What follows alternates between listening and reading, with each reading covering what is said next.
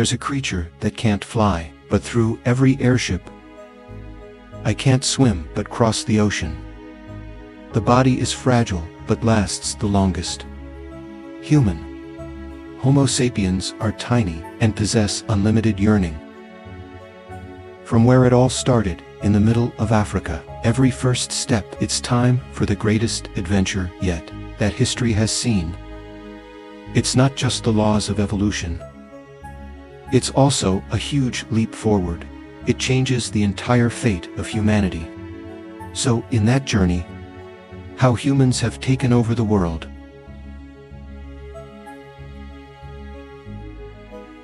Originally, Homo sapiens lived only in Africa, into the forest and grassland environment, with a hunter-gatherer life.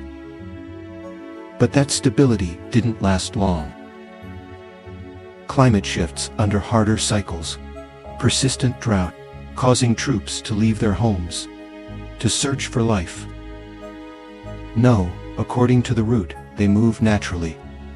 Follow the trail of animals, groundwater, or any land that has trees.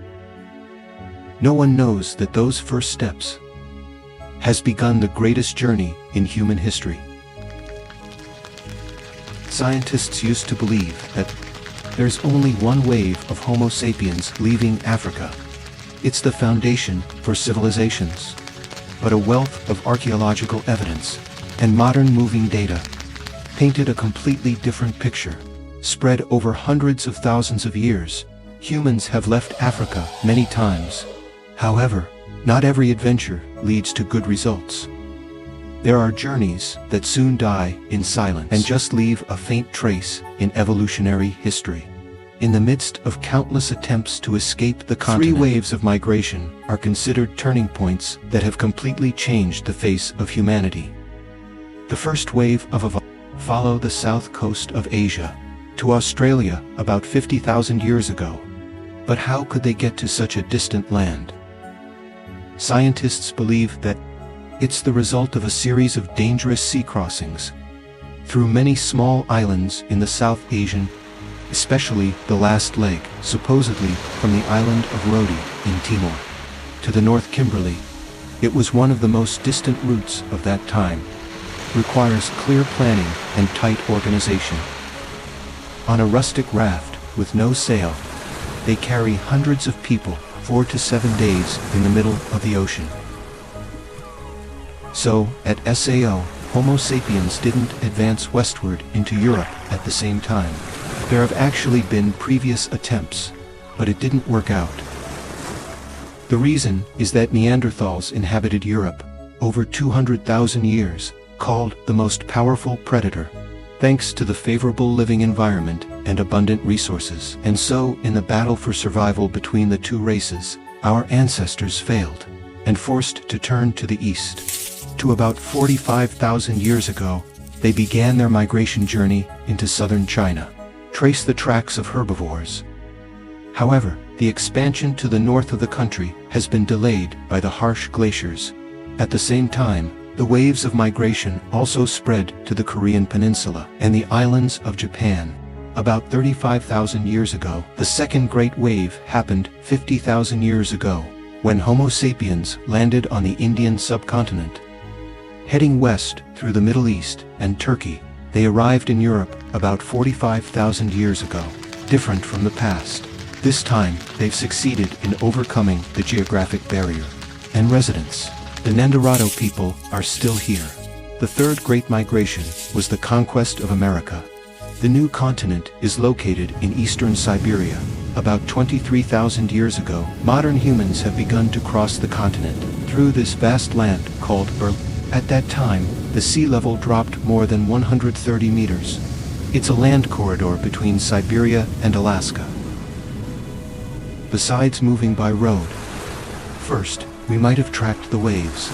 Sailing men, west coast, north continent, to about 16,000 years ago. They started to go south. Across this land is Central America, and set footprints as far south as the continent. The rapid expansion from Canada down to Argentina in just 2 millennia. Maybe it's from experience at sea. and use of waterways that have been accumulating for a long time.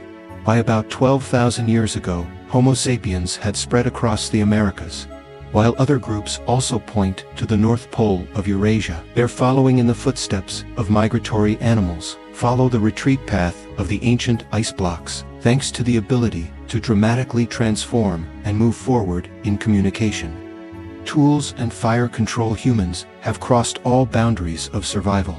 It's the pressure from the harsh environment, the development of the creative mind, and the evolutionary community mechanism that drove that great journey to the end of the world. Next, when the Homo sapiens started the hunting economy and gradually formed the first social institution, marine geography becomes a strategic factor in connecting separate areas together. In the 3rd millennium BC, groups of people living around the Mediterranean basin to begin to fully exploit the maritime potential, set up trade routes. Humanity's first international character, one of them, it's the Phoenicians. Starting from a narrow strip of land on the Bleban side, they built this dense colonial system, spread across the Greek islands, the southern edge of Europe, and by the West African sea route, to the lands of today's Kingdom of England. Don't stop, they've even crossed the Red Sea to access the Arab economic center and expand trade to the Indian subcontinent. Around the 9th century BC, the Philippines has become a trading power to compete with the great empires of the same period, parallel to that cake of war. The ancient yoke developed the maritime system, down to the south, walking along the Red Sea to reach remote parts of tropical Africa. Through the journey across the Arabian Sea, they established trade relations with the land is said to be modern Somalia or Eritrea, to buy precious resources like gold, frankincense, and exotic animals. In the northern towns along the Greek coast, serve as the center in the forming new intercontinental trade routes. Take advantage of advanced shipbuilding techniques. Mediterranean traders expanded the sea to Persia, India, and the Arabian coast. Exchange doesn't just bring material wealth, but also gave Egypt access to astronomical knowledge, geography, and medicine. From the faraway wisdom of the East to the 4th century BC, a major geopolitical turning point took place when Alexander the Great launched his military campaign beyond the Greek border. He led the conquest of Persia, put the yoke of domination over Egypt, and extend its reach all the way to the Indian River to establish a transcontinental empire of unprecedented scale in the ancient world. But it's more important than military victory. It's the cultural integration between the East and the West. From intellectual centers like Alexandria, cities are increasingly not just serving as trade hubs. It also has the largest library of books and documents. At that time, ships carrying goods from India, such as silk, spices, art, precious stones, poured into the Mediterranean, continue to form a multi-tiered exchange network. It's connected. Meanwhile, the easternmost part of the Asian continent also seen a breakthrough. With the rise of the Chinese mainland, in the 2nd century BC, under Emperor Wu of Han, explorer Zhang Qian sent to seek the league against the northern tribe. This diplomatic mission accidentally opened up the commercial shipping route across continents for thousands of kilometers. It became known as the Silk Road. It's connected the heart of East Asia with the flourishing cities of Central Asia, Persia, the Indian subcontinent, and the ports of the central China Sea. From here, endemic Chinese products such as silk tea, paper, and pottery began to circulate in many large shopping malls, from Samarkand to the North Pole to Rome. In return, the East received rare products such as pearls and incense, with advanced metallurgical techniques from the West. In the middle of many empires, wielded influence through force and trade, an isolated island community expand the territory with knowledge and outstanding endurance. It's Polynesia. There's no map, compass, or navigation device. They're still correctly oriented in the middle of the Pacific, thanks to the skill of observing Zen literature, ocean current analysis, and identify the shape of ocean waves. From the Maquisat Islands, they traveled over 4,000 kilometers to settle in Hawaii. Whether the vehicle moves, it's just plain wooden boats. The journey continues to extend to the eastern Easter Island, New Zealand to the south, to create a settlement network. It covers almost the entire area of the world's largest ocean. Even according to new research from Stanford University, reveal ancient Polynesians could cross the Pacific Ocean to the land that's Colombia today, before the Europeans even knew of the existence of America. Next up is human history, into an era of relentless barricades, where people continue to redefine territorial limits by many different means. It could be complex global trade routes, but it could also be the expansion of religion and conquest by war. But the extended journey, the human world, doesn't stop there.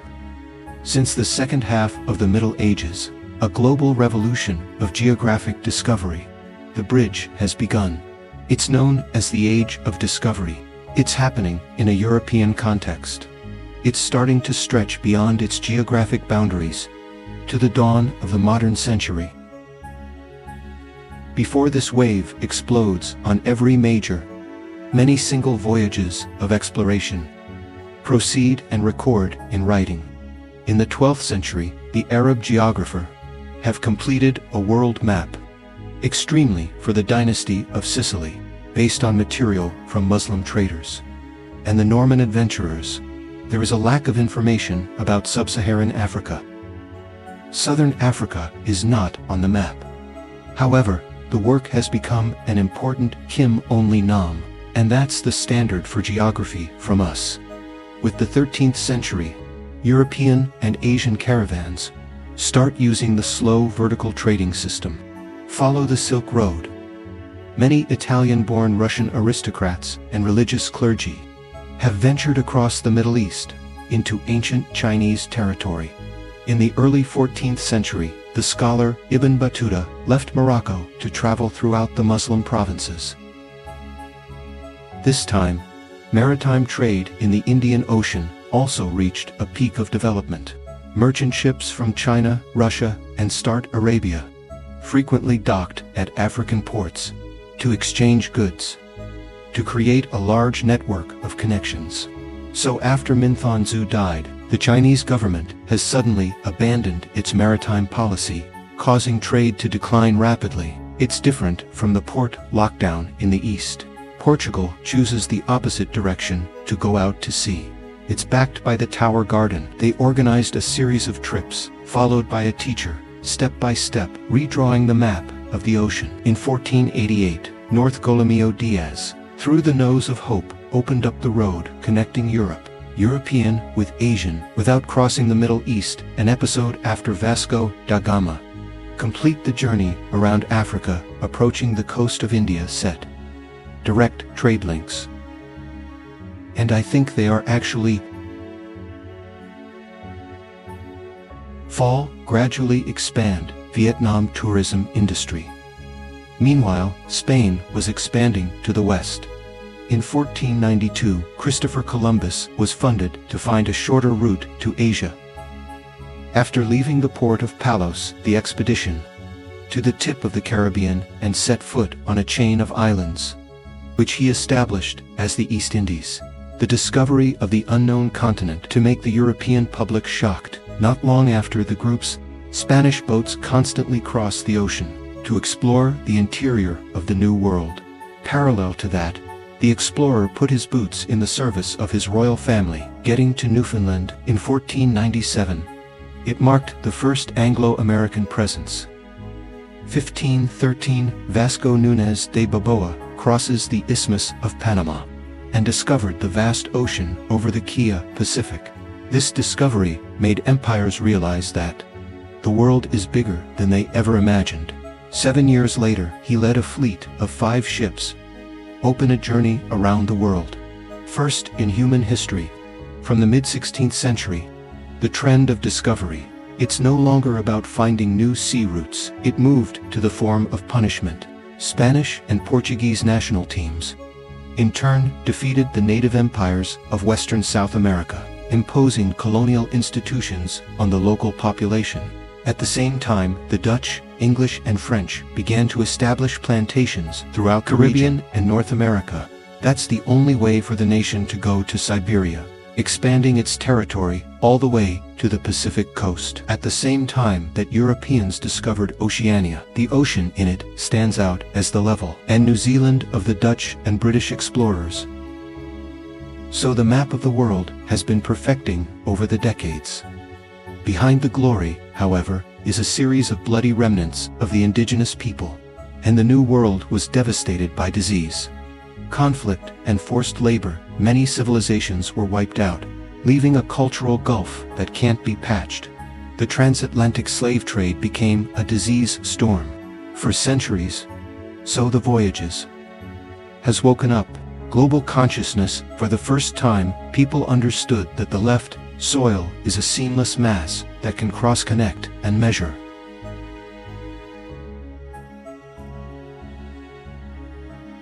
At this point, the lands are finally colored on the map, and the poles of the price area have marked the footsteps of the conquistador. Humanity seems to have reached its end, but it continues to arise. What's curious about the bottom of my feet is the earth and the ocean. In 1960, explorers Jacques Cousteau and Douglas entered the CS submarine cabin to go into the ocean, and each one of them is layer by layer. Pressure increases to a small error. It is enough to make everyone suffer immediately. At a depth of almost 11,000 meters, where the bottom of the Mariana Trench, the deepest points on the planet, they don't just face darkness and great silence, but also unexpectedly encountered the life of the light-emitting plankton. It's the first time that humans have touched the deepest reaches of the ocean. Then, the mysterious doors gradually opened, and the explorers moved away from the sun into the jungles of the Amazon, where the jungle was so dense that light couldn't reach the ground. They walked into this giant cave that no one had ever seen before, to talk to the geological past for millions of years, or to meet creatures that don't have names. Even raising a new frontier of the micro-world, where billions of organisms that the naked eye can't see have also been discovered. In the undersea aquifers, in the ancient burial silt, or deep below the surface of the continent. It's a completely different ecosystem that exists without light, without oxygen. These creatures survive the process to transfer strange energies as if they were from another planet. Some forms of existence that can even help us understand more about the origin of biology on Earth, or laying the groundwork for the search for life in outer space. From the very beginning, humans have observed the behavior of objects in the sky to make patterns that travel through the world, or application for your life, like creating a farming calendar.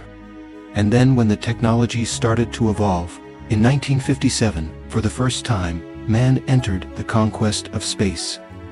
With Russia's Sputnik No. 1 artificial satellite. In 1969, on board the Eastern Space Shuttle, Neil Armstrong set foot on the surface of the moon. To make a turning point, change the entire future of humanity. The flight wasn't just a success for the Soviets at the time. It also brings joy and excitement for people all over the world. And so humanity's eternal dream of escaping the pull of the Earth and flying into outer space became a reality. Since then, hundreds of people from other countries are also involved in missions out of orbit. The International Space Station, ISS, continues to receive many international crew members. Representatives of Russia, the United States, Europe, and Japan cooperated with professional explorers. Space also welcomes visitors who dare to step out of the Earth to satisfy their curiosity and personal dreams. Even with veteran astronauts, Earth's orbit is no longer a strange land. It's become a cohesive labor environment where they test systems that sustain life, analyze physical phenomena, and explore the limits of medicine in non-gravity conditions. All of these efforts reflect the incredible progress of the space industry, not only technically, but also on a long-term strategic vision in conquering the vast space beyond Earth. Moreover, space technology has been present in every field, from education to health, from defense to economics, to help shape the future of modern civilization. To this day, the human adventure has not yet come to an end. From when they were wandering creatures on the African savanna, we've learned to cross mountains and forests. Each generation continues the journey, from the primordial cave to the space station hovering in the sky. But when you set foot on every continent, you plant a flag on Mount Everest, you fly over the moon. What's left to search for? Maybe the answer isn't in the maps or the coordinates. It's the thirst that never dies in the human heart, the urge to explore the unknown, beyond the seemingly absolute limit, the last thing to conquer. Maybe not a distant planet, but the very essence of existence itself. Who we are, where we come from, and how far we can go.